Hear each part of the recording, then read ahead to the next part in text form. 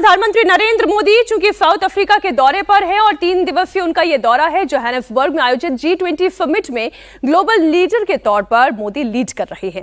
Johannesburg की सड़कें प्रधानमंत्री मोदी के वेलकम से फटी पड़ी हैं। पहले दिन ऑस्ट्रेलिया आए प्रधानमंत्री समेत कई ग्लोबल लीडर्स ने प्रधानमंत्री मोदी से मुलाकात की। एयरपोर्ट पर रेड कारपेट वेलकम हुआ। भारतीय समुदाय के लोग प्रधानमंत्री मोदी से मिलने के लिए बेकरार दिखाई दिए। इस वक्त साउथ अफ्रीका मिनी इंडिया बन गया है। तस्वीरें तो आप देख ही रहे हैं। गंगा मैया के वेलकम गीत से प्रधानमंत्री नरेंद्र मोदी भी भाव विभोर हो गए। तमिल भाषा में इस गीत को प्रस्तुत किया गया।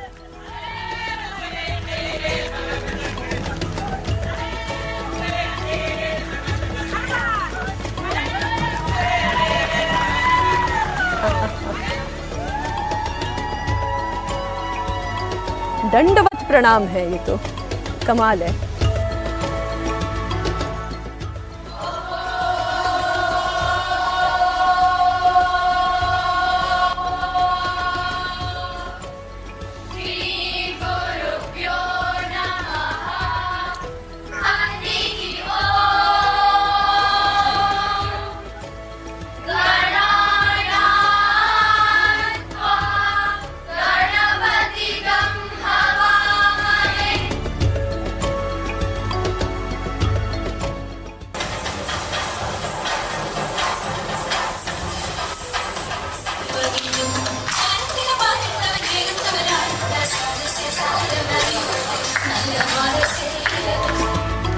कई देशों की मीटिंग्स को लीड भी करने वाले हैं प्रधानमंत्री नरेंद्र मोदी, और ये भारत की धाक है जो दुनिया भी देख रही है।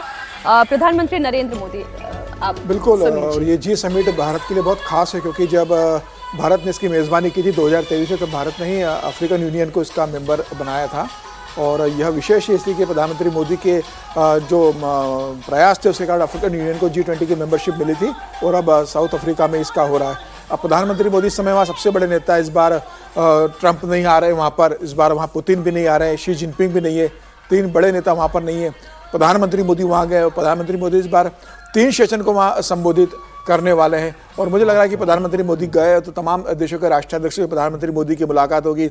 साउथ अफ्रीका से प्रधानमंत्री मोदी ने कहा था, जब अफ्रीकन यूनियन को प्रधानमंत्री मोदी ने जोड़ा था तो कहा था कि भाई सिर्फ विकसित देश नहीं, जो विकासशील देश है और जो विकास करने की कोशिश में संघर्ष कर रहे हैं उन देशों का भी हाथ पकड़कर विकसित देशों और बड़े देशों की जिम्मेदारी है कि उनको मुख्य धारा में लेकर आए।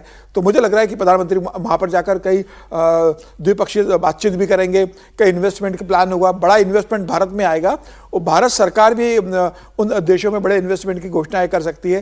तो G20 प्रधानमंत्री मोदी के लिए बहुत महत्व का है। प्रधानमंत्री मोदी कभी कोशिश करते हैं कि G20 उनसे मिस ना हो, और ये अच्छा है कि इस बार वहाँ ट्रंप साहब नहीं बना। ट्रंप साहब अगर होते तो फिर कह देते कि मोदी जी से मेरी बात हुई है और तमाम चीज़ों को बोलते हैं। तो आज प्रधानमंत्री मोदी का जाना और प्रधानमंत्री मोदी वहाँ संबोधित करेंगे। जी, ये जो ग्रैंड वेलकम हुआ और प्रधानमंत्री नरेंद्र मोदी, अच्छा, गंगा मैया की जय के साथ विजय जी उनका स्वागत भी हुआ। एक तरफ जहां पर हम देख रहे हैं कि अजीब से एक इंस्टेबिलिटी इस वक्त वर्ल्ड पॉलिटिक्स में दिखाई दे रही है। G20 जैसा मंच कितना बड़ा माध्यम हो सकता है भारत के लिए भी और बाकी देशों के लिए भी?